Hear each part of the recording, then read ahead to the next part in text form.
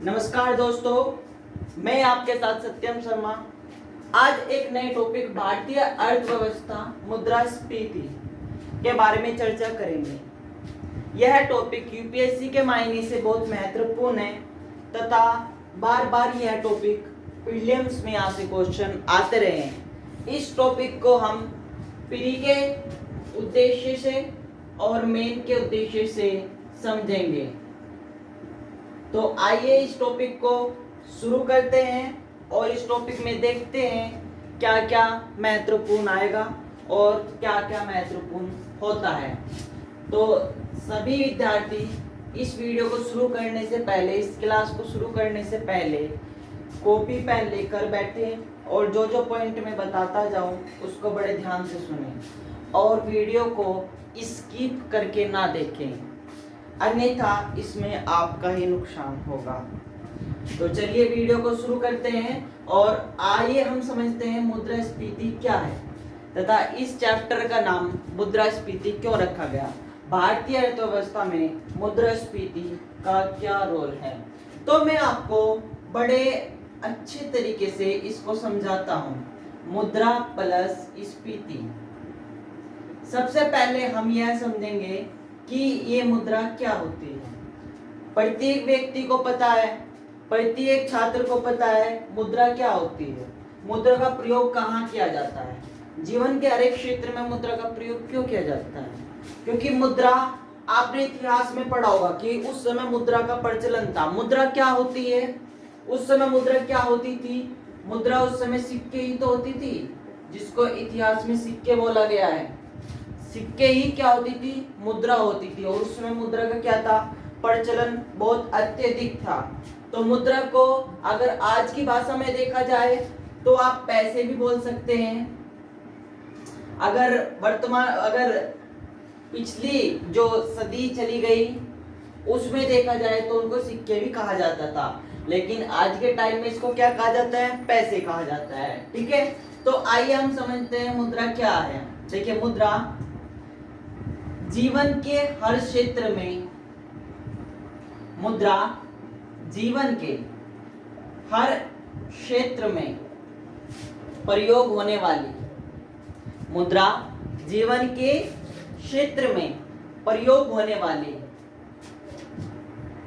एक मुद्रा जीवन के क्षेत्र में प्रयोग होने वाली एक निम्न आय का स्रोत है।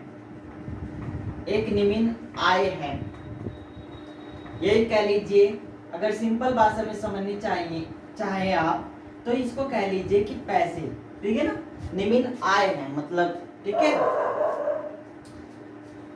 जीवन का कोई भी क्षेत्र हो, उस क्षेत्र में जब तक, मान लीजिए आप एक डॉक्टर के पास जाते हैं, डॉक्टर के पास जाएंगे और वहां पे अपना इलाज कराएंगे तो वहां पे आपको क्या चाहिए होगी? मुद्रा। तो वही मुद्रा का इस जीवन में उपयोग होता है। ठीक, और स्फीति क्या करती है ये भी समझने वाली बात है। देखो, मैंने आपको समझाया कि जीवन के निम्न क्षेत्र में इसका प्रयोग होता है, लेकिन स्फीति क्या करती है? मुद्रा के स्तर, मुद्रा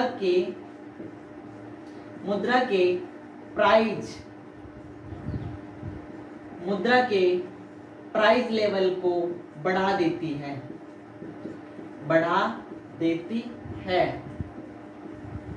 आप ये समझेंगे कि मुद्रा के लेवल का जो प्राइस है उसको बढ़ा देती है। ऐसे कैसे बढ़ा देती है? मुद्रा आप समझ चुके होंगे पैसे हैं, और पैसे का जो प्राइस लेवल है वो कैसे बढ़ जाता है, इसको समझिए। ये समझने की बात है। आप किताब में पढ़ेंगे तो किताब में आपको इतना ज्यादा समझ में नहीं आएगा, मैं आपको समझा रहा हूं। ठीक है, आप देखिए मैं आपको कैसे समझाता हूं इस चीज को। मुद्रा के प्राइस लेवल। ठीक है, मैं आपको एक उदाहरण देता हूं। उदाहरण क्या रहेगा? उदाहरण बड़ा सिंपल सा है। ये आपकी क्या है? ये आपकी क्या है? किताब है। इसका प्राइस क्या है आपका? इसका प्राइस आपका 150 आर है, राइट। इसका प्राइस क्या है आपका? 150 आर है। इसको खरीदने के लिए आपको क्या चाहिए होगी? मुद्रा चाहिए होगी। ठीक है, इसको खरीदने के लिए आपको क्या चाहिए होगी? मुद्रा चाहिए होगी। ठीक है, और मुद्रा में अगर आपको पता हो, हम इस चैप्टर को क्या पढ़ रहे हैं? स्फीति पढ़ रहे हैं। स्फीति, मुद्रा स्फीति। ठीक है, तो इस मुद्रा में इसका जो प्राइस लेवल है इसमें बढ़ोतरी हो जाती है, और इस बढ़ोतरी को हम क्या कहते हैं? स्फीति कहते हैं, क्योंकि ये मुद्रा के प्राइस लेवल को बढ़ा देती है। अगर किताब की आप डिफिनेशन की बात करें, अगर किताब की परिभाषा की बात करें, तो इन दोनों को मिलाकर अर्थव्यवस्था में यह कहा गया है कि मुद्रा स्फीति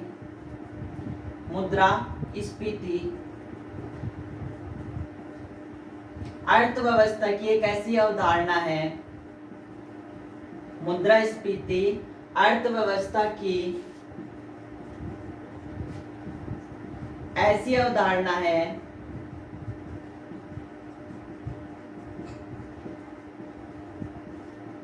जो किसी भी वस्तु के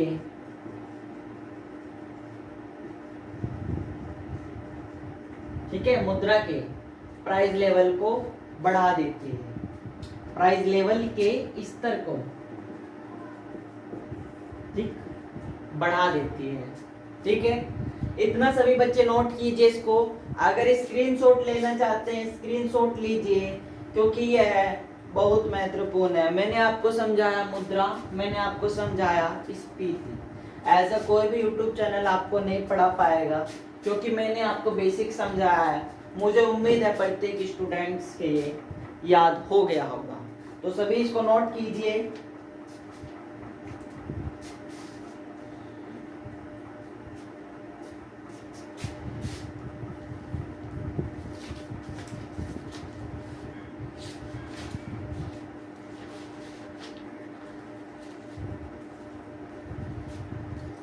तो चलिए, आप सभी ने इस चीज को नोट कर लिया। आपको पता लग गया मुद्रा, आपको पता लग गया मुद्रा, इसको खरीदना है ना, इसको ये कहते हैं कि इसके प्राइस लेवल जो है 150 आ रही है, उसको बढ़ा देती है, उसके स्तर को बढ़ा देती है। आपने इतना उस चीज को समझ लिया। आइए अब हम आगे समझते हैं इस चीज को कि आगे क्या होता है। राइट, आगे हम देखेंगे मुद्रास्फीति के मापन को। ठीक है, तो सभी बच्चे कॉपी में हेडिंग डाल लीजिए, मापन, मुद्रास्फीति का मापन। ठीक है, मुद्रास्फीति का मापन, ये हेडिंग डाल लीजिए सभी, मुद्रास्फीति का मापन।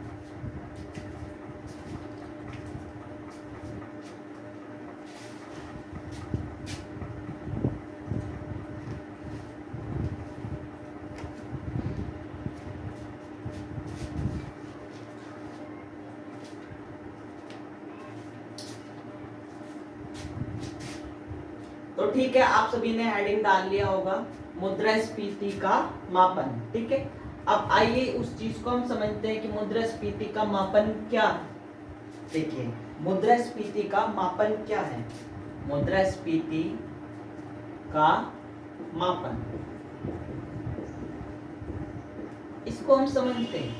इसको समझने के लिए बहुत अच्छी सी नॉर्मल से ट्रिक का इस्तेमाल करते हैं या उदाहरण का प्रयोग करते हैं, क्योंकि मुद्रास्फीति के मापन को हम बड़ी बारीकी से समझते हैं। देखिए, सबसे पहले मैं एक वस्तु बनाता हूं। ये आपकी क्या है? वस्तु है।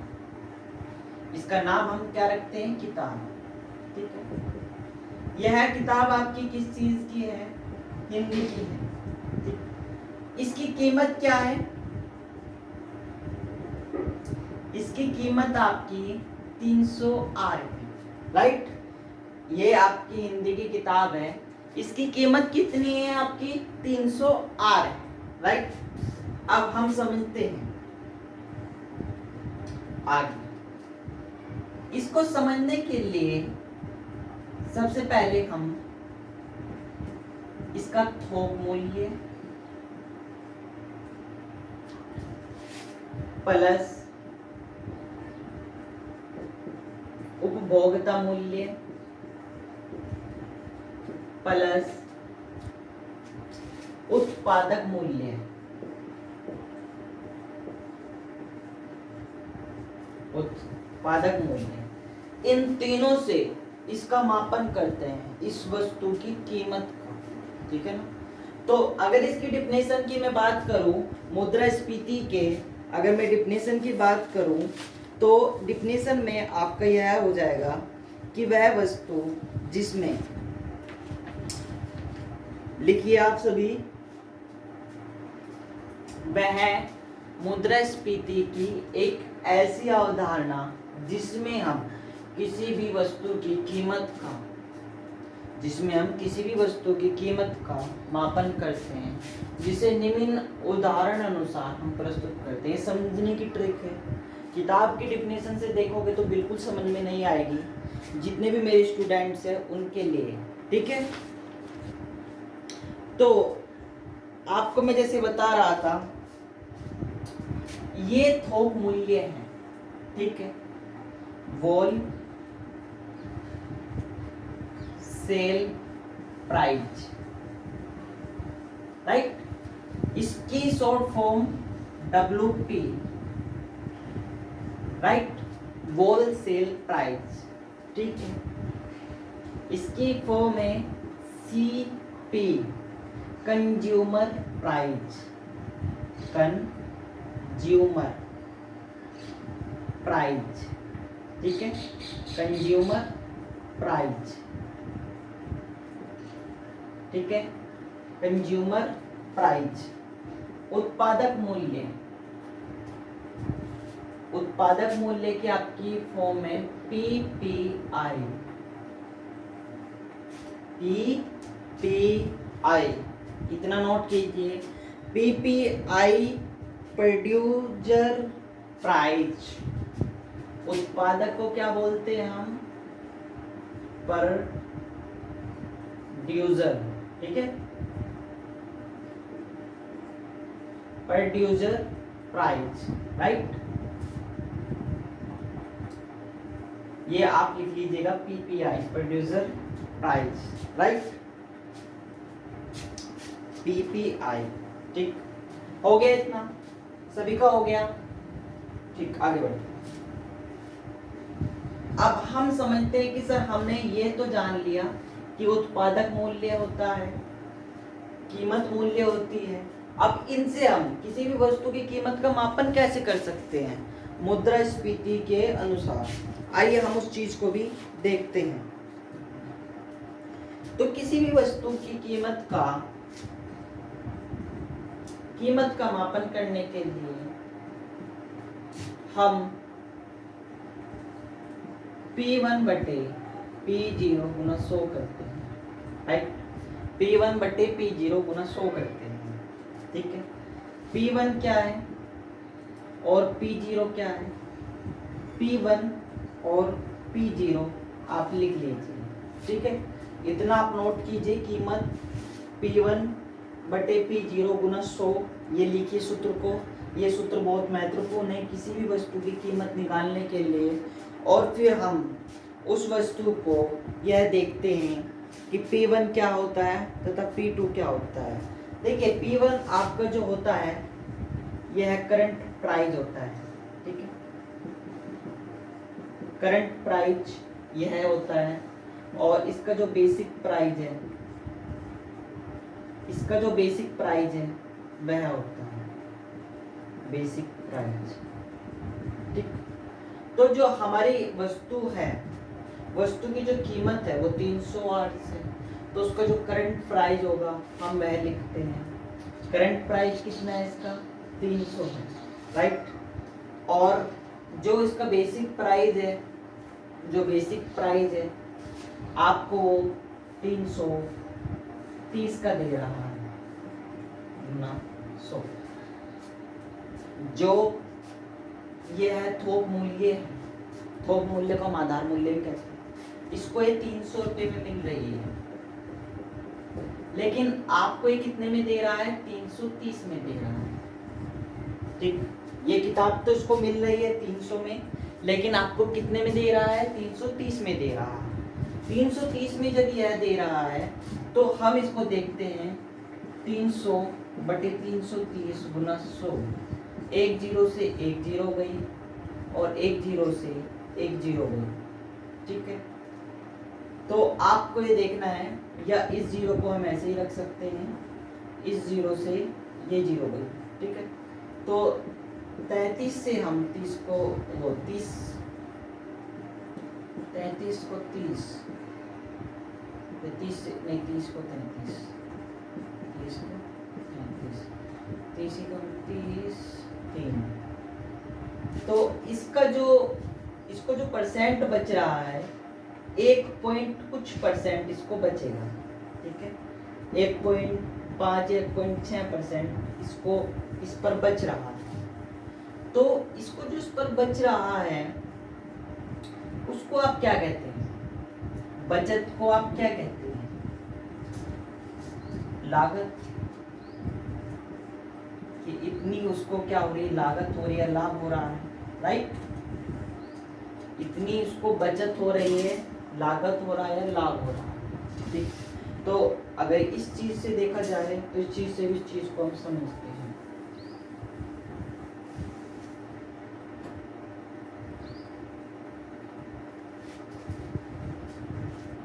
थोक मूल्य 308, उपभोक्ता मूल्य 308, 330, उत्पादक मूल्य जहाँ पे मतलब थोक मूल्य तो ये है, उत्पादक मूल्य 250। ये होता है किसी भी वस्तु को, ये जो जितने भी बिजनेसमैन हैं, अडानी अंबानी और जितने भी मान लीजिए बिस्लेरी पानी पीते हैं, इस ये मार्कर है, इस मार्कर के जो भी कंपनी है, ये मार्कर है, इस मार्कर की जो भी कंपनी है, ये हाइलाइटर है, इस हाइलाइटर की जो भी मतलब कंपनी है, तो सब क्या है, वस्तु हैं। ये सब क्या है, वस्तु हैं, राइट। और ये सभी वस्तु की जो कंपनी है तो वो इसका क्या रखती है, थोक मूल्य रखती है। मान लीजिए जो भी कोई सेलर होते हैं उसको खरीदने के लिए जाते हैं तो इसका क्या होता है, थोक मूल्य होता है कि ये जो मार्कर है इसको हम 50 आर में आपको देंगे या 20 आर में आपको देंगे, 20 रुपए में आपको देंगे, ठीक। 20 और में इसका वो थोक मूल्य है उनसे ले लेते हैं या 50 आर में दे देते हैं। फिर उपभोक्ता, आप ग्राहक हैं, आप जाते हैं, आपको बताते हैं कि ये चीज 60 की है, ये मार्केट के हिसाब से बता रहे हो, कहते हैं कि ये चीज 60 आर की है और जो इसका उत्पादक मूल्य है वह 40 आर सी है। तो इसीलिए आप जब इकोनॉमी को पढ़ते हैं, जब भारतीय अर्थव्यवस्था को पढ़ते हैं, तो आप इस समाज के पढ़े लिखे हैं, आप इस समाज के एजुकेटेड पर्सन हैं। तो एज ए IAS ऑफिसर बनने से पहले आपको ये पता होना चाहिए कि इसमें कितनी बचत हो रही है तथा कि किस तरीके से अपने बिजनेस को ऊपर प्राइस लेवल को बढ़ाते हुए जा रहे हैं। तो वही जैसे मैंने आपको बताया, आप किसी भी चीज की सबसे पहले थोक मूल्य, उसका आधार मूल्य बेसिक, और उपभोक्ता मूल्य उसका करंट प्राइस को बटे में रख करके गुना कर दीजिए और आप ये पता कर सकते हैं कि वह जो इस प्रोडक्ट को बेच रहा है वह कितने की इस चीज पर बचत कर रहा है, ठीक है। तो आइए अब हम ये पढ़ चुके हैं, अब ऐसी वस्तुओं को देखते हैं जिनका मापन नहीं किया जा सकता है। तो ऐसी वस्तुएं कौन सी हैं जिनका मापन नहीं कर सकते हैं, तो ऐसी आपकी 2 वस्तुएं हैं जिनका मापन नहीं कर सकते हैं। ऐसी आपकी 2 वस्तुएं हैं जिनका मापन नहीं किया जा सकता है, ठीक है। पहली वस्तु आपकी है ईंधन पेट्रोल से जुड़ी, राइट। और दूसरी है आपकी खाद्य सामग्री।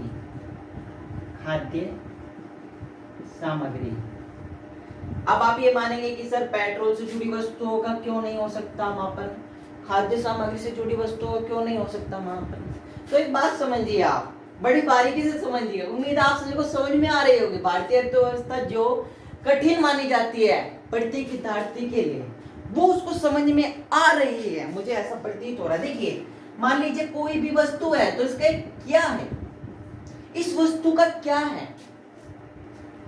आप सब ये मानिए कि ये कोई भी पुस्तक में ले लेता हूं, ये कोई भी पुस्तक है, इसका ये क्या है 299 आर्स, ये क्या है प्राइस है। ये प्राइस टिकाऊ है ना, इसको बदला तो नहीं जा सकता। आप किसी भी मार्केट में चले जाइए, किसी भी जगह चले जाइए, आपको प्राइस सेम वही मिलेगा कि हाँ ये इस प्राइस की है आपको, और इस प्राइस में कभी भी ना तो बढ़ोतरी हो सकती है और ना ही कभी इसमें यानी कभी इसमें घटाव नहीं हो सकता, नहीं तो बड़ा हो सकता है ना ही घटाव हो सकता है। तो ये तो वस्तु आपको पता लगा है, तो कंपलसरी है कि इसी रेट की मिलेगी। लेकिन जो ईंधन और पेट्रोल से जुड़ी वस्तुएं होती है उनमें दिन और प्रतिदिन क्या होता चला जाता है, घटाव उतराव होते रहते हैं, घटाव बढ़ाव होते रहते हैं।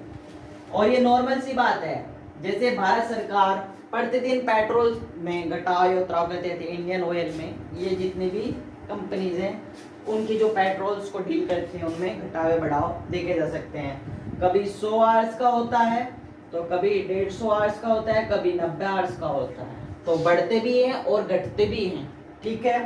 तो इन वस्तुओं का हम मापन नहीं कर सकते क्योंकि इनका कोई फिक्स रेट नहीं रहता, 1 घंटे में क्या है और 2 घंटे में क्या है। तो आपको ये समझ में आ गया होगा।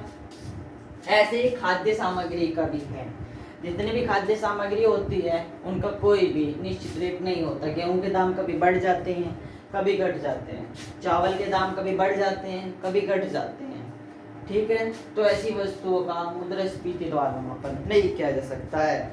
आइए आप सभी इस चीज को नोट कर लीजिए। अब आगे हम पढ़ेंगे कोर मुद्रास्फीति, ठीक है। इसके आप हेडिंग डाल लेंगे, इतना आप सभी नोट कर लीजिए। जिन विद्यार्थियों का रह गया है वह सभी इसको नोट कर लीजिए। चलिए आगे बढ़ते हैं, जल्दी से जल्दी इस लेक्चर को खत्म करने की कोशिश करते हैं।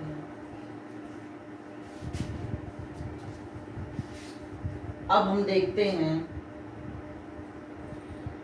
देखते हैं मुद्रास्फीति के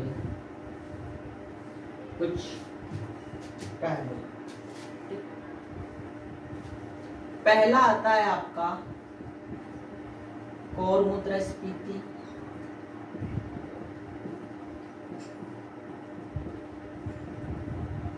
दूसरा आपका आता है लागत मुद्रास्फीति, ठीक है। दूसरा आता है लागत मुद्रास्फीति। तीसरा आपका आता है मांग मुद्रास्फीति, राइट। तो ये 3 हेडिंग आप डालेंगे किसी भी वस्तु के। पहला कोर मुद्रास्फीति, दूसरा लागत मुद्रास्फीति, तीसरा मांग मुद्रास्फीति, ठीक है। आप ये तीनों हेडिंग नोट कीजिए। अब मैं समझाता हूं कोर मुद्रास्फीति क्या है। देखिए कोर मुद्रास्फीति में क्या है आप सभी नोट कीजिए। वस्तु के घटते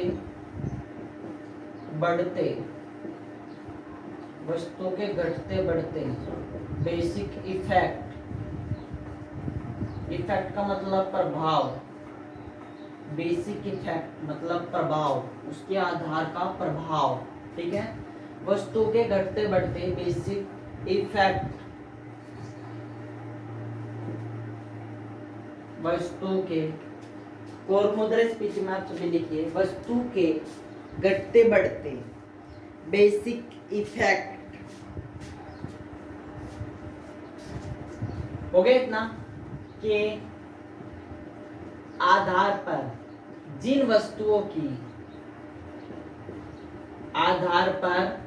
जिन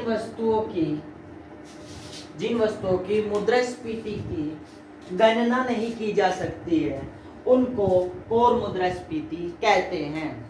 उनको कोर मुद्रास्फीति कहते हैं। जैसे खाद्य से जुड़ी वस्तुएं या ईंधन से जुड़ी वस्तुएं।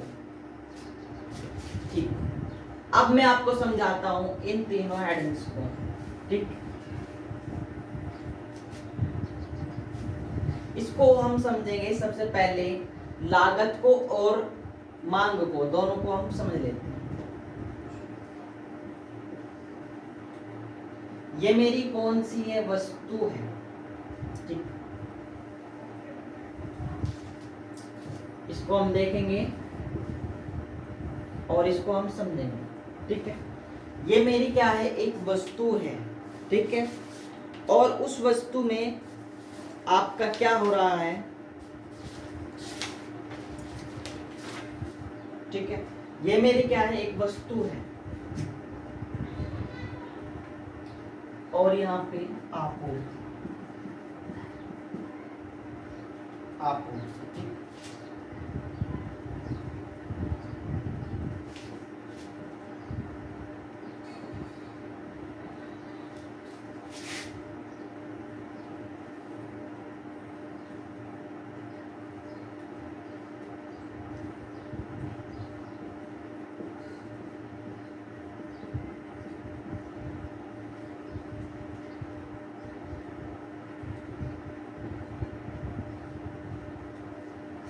ठीक,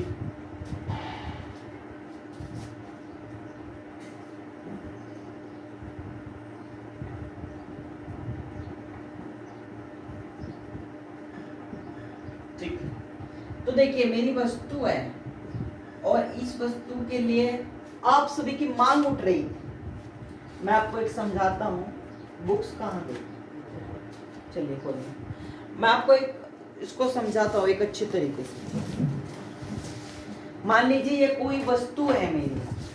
इस वस्तु को जब मैं लॉन्च कर रहा था तो उस पर बहुत सारी मांग उठ रही थी। आप भी कह रहे थे कि सर हमें ये चाहिए, हमें ये चाहिए, हमें ये चाहिए। सभी लोग कह रहे थे कि हमें ये चाहिए, हमें ये चाहिए, हमें ये चाहिए। और ऐसे करते करते 600 आदमियों ने ये कह दिया कि हाँ हमको ये वस्तु चाहिए।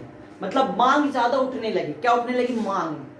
ठीक है, सभी कहने लगे कि हमें भी चाहिए, हमें भी चाहिए, हमें भी चाहिए। तो मांग इस वस्तु की ज्यादा उठने लगी। चलिए, जो उस कंपनी के प्रोड्यूसर थे, मतलब जो भी उसके सीईओ थे, उन्होंने क्या किया, इस वस्तु की मांग को पूरा करने के लिए इसको लॉन्च कर दिया, इसको बनवा लिया, इसको मतलब प्रिंट आउट कर लिया। फिर उन्होंने इसकी आपूर्ति शुरू कर दी। क्या कर दी, शुरू कर दी। ठीक है, हम मानते हैं उन्होंने इसकी आपूर्ति शुरू कर दी। उनका 8 महीने तक इस वस्तु को जो डील प्रोडक्ट थे, मतलब जो सप्लाई थी, वो अच्छी चली। आपने भी खरीदी। लेकिन जैसे जैसे आपने सुना होगा भारत में मानसून आता है। मानसून आने से क्या होता है, जैसे बिहार, अलग अलग जो क्षेत्र हैं बिहार के, वहां पे बाढ़ आ जाती है, वर्षा आ जाती है। मतलब बाढ़ आने से क्या होता है, जीवन अस्त व्यस्त हो जाता है। लेकिन कभी आपने सोचा है उन बाढ़ से इकोनॉमी पर कितना असर पड़ता है, कितना इफेक्ट पड़ता है? कभी आपने सोचा है? नहीं। लेकिन जो बड़े बड़े उद्योगपति हैं और वो किसी प्रोडक्ट को लॉन्च करते हैं, किसी किताब का वो निर्माण करते हैं और फिर उसकी आपूर्ति करते हैं, पता है उन पे कितना ज्यादा असर पड़ता है? इसी से ही तो अर्थव्यवस्था जुड़ी हुई है। ये तो हम हो गए कि उन्होंने मांग को पूरा किया, 8 महीने तक कारोबार अच्छा चलता गया। लेकिन जैसे जैसे बाढ़ आती चली गई तो उनका लो में आता चला गया। और लो में आने से का जो प्रमुख कारण था, मानसून आना था। क्योंकि उनके बिहार में भी उस प्रोडक्ट की सप्लाई हो रही थी और यूपी के भी कई क्षेत्रों में उनकी सप्लाई हो रही थी और अन्य क्षेत्रों में भी उनकी सप्लाई हो रही थी, जिससे मानसून आने से, बाढ़ आने से जीवन अस्त व्यस्त हो गया, प्रभावित हो गया। वहाँ के जो छात्र थे वो इनके इस प्रोडक्ट को, इनकी इस वस्तु की जो कीमत थी 550-60, इसको नहीं दे पा रहे थे। और नहीं दे पा रहे थे तो ये जो पैसा था, जो डिवाइडेशन हो रहा था अलग अलग चीजों में जिससे किताब बन रही थी, वहां तक नहीं जा पा रहा था। जब वहां तक नहीं जा पा रहा था तो जो लागत थी वो बिल्कुल नष्ट हो गई थी। तो आप इसको समझ सकते हैं, वो कंपनी खाने में चली गई थी। तो लागत क्या होती है ये भी आप समझ गए, और आपूर्ति क्या होती है ये भी आप समझ गए, और क्या कहते हैं बचत क्या होती है, मांग क्या होती है वो भी आप समझ गए। तो बेसिक से आपको ये क्लास अच्छी लगी होगी। मुद्रास्फीति, मुद्रास्फीति का ये पार्ट 1 भारतीय अर्थव्यवस्था। आज हमने जो जो टॉपिक देखे आप सभी उन सभी को नोट कर लीजिएगा, और अगली पार्ट 2 में मैं जो मुद्रास्फीति का लेकर आऊँगा उसमें हम देखेंगे थोक मूल्य, उत्पादक मूल्य में से जो क्वेश्चन प्रीलिम्स में आते हैं वो क्वेश्चंस में लेके आऊँगा, और आपका इसकी नॉलेज लेके आऊँगा कि थोक मूल्य क्या होते हैं। इसलिए वीडियो को थोड़ी छोटी रखते हैं ताकि आपका जो वीडियो आप देख रहे हैं उसमें इंटरनेट का आपको प्रयोग कम करना पड़े और आप इस कक्षा को आराम से देख पाएँ। तो जय हिंद, जय भारत। आप हमारे इस नए चैनल की इस नई वीडियो को सत्यम सर यूपीएससी सत्यम सर जो ये चैनल है, आप इसको सभी से सब्सक्राइब करवाइए, सभी तक पहुंचाइए, और अन्य डाउट्स के लिए 7983942003 यह मेरा नंबर है, आप इस पर मुझे कॉल कर सकते हैं, मैसेज कर सकते हैं। तब तक के लिए धन्यवाद। फिर मिलते हैं मुद्रास्फीति के पार्ट 2 में। जय हिंद, जय भारत।